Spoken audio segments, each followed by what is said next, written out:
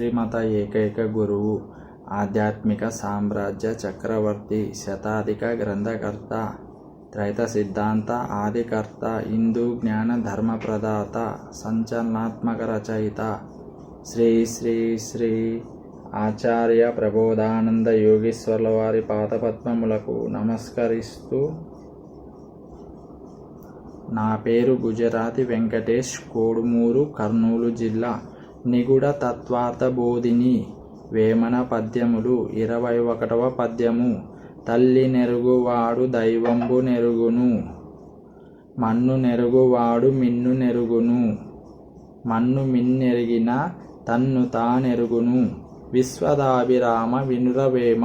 పద్యం యొక్క భావము.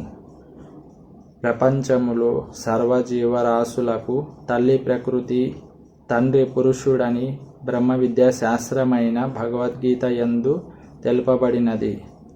మనుషులు మొదట బాల్యములో తల్లిని తెలుసుకున్న తర్వాతనే తండ్రిని తెలుసుకుందురు. అలాగే ప్రపంచములోని సర్వజీవరాశులు మొదట మాతయైన ప్రకృతి యొక్క సంపూర్ణ జ్ఞానమును తెలుసుకున్న తర్వాతనే దైవమైన ఆత్మను తెలుసుకుందురు. ప్రపంచములో ప్రకృతి యొక్క సంపూర్ణ జ్ఞానమంతయు తెలియని మనుషులకు దైవమైన పరమాత్మను తెలియలేరు. అందుకే తల్లి నెరుగువాడు దైవము నెరుగును అన్నాడు. ఇక మన్ను నెరుగువాడు మిన్ను నెరుగును అనగా, మన్ను అనగా భూమి అనియు, మిన్ను అనగా ఆకాశం అనియు, మొదటిదైన ఆకాశమును మిన్ను అని, చివరిదైన భూమిని మిన్ను అనియు అన్నారు. పంచభూతముల తో తయారైన శరీరమునే మన్ను మిన్ను అన్నారు. మన్ను మిన్ను నెరిగిన తన్ను తానెరుగును. మన్ను అనగా పాదములనియు, మిన్ను అనగా తల అనియు, మన్ను మిన్నెరిగిన అనగా శరీరమంతయు, శరీర యంత్రాంగమంతయు తెలిసినవాడని, తన్ను తానెరుగును అనగా శరీర యంత్రాంగమునకు అధిపతి అయి శరీరాన్ని నడిపించు ఆత్మను గురించి జీవాత్మ తెలియును అని తన్ను తానెరుగును అన్నాడు.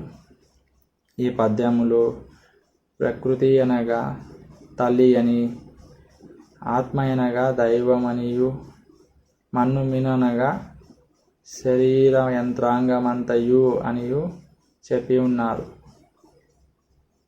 ఇక పద్య చివరి మకుటము. విశ్వదాభిరామ వినురవేమ యొక్క వివరము. విశ్వదా అనగా శరీరము లోపల, శరీరం బయట, అంతటా అణువణువున వ్యాపించి ఉన్న విశ్వవ్యాపి అయిన పరమాత్మను విశ్వదా అనియు, అభిరామ అనగా శరీరమంతయు వ్యాపించి ఉండి శరీరానికి అధిపతి అయి శరీరాన్ని కర్మ ప్రకారం ఆడించు ఆత్మను అభిరామ అని, ఆత్మ శరీరమంతయు వ్యాపించి ఉండి గోర్లు వెంట్రుకల చివరి వరకు నిండుకొని ఉన్నది. ఇక వినురవేమ అనగా జీవాత్మను గురించి చెప్పారు. జీవాత్మ యొక్క స్థానము తలయందు, మెదడు మధ్య భాగమున గల 4 చక్రముల సముదాయము యందు